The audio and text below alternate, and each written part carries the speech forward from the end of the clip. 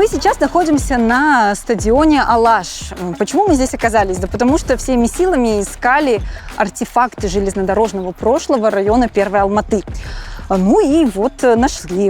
Этот стадион был построен в 1936 году и назывался когда-то «Говорящий локомотив», что, на мой взгляд, свидетельствует о том, что этот вот самый железнодорожный вайб был когда-то в этом районе абсолютно повсюду. Ну или мне так кажется.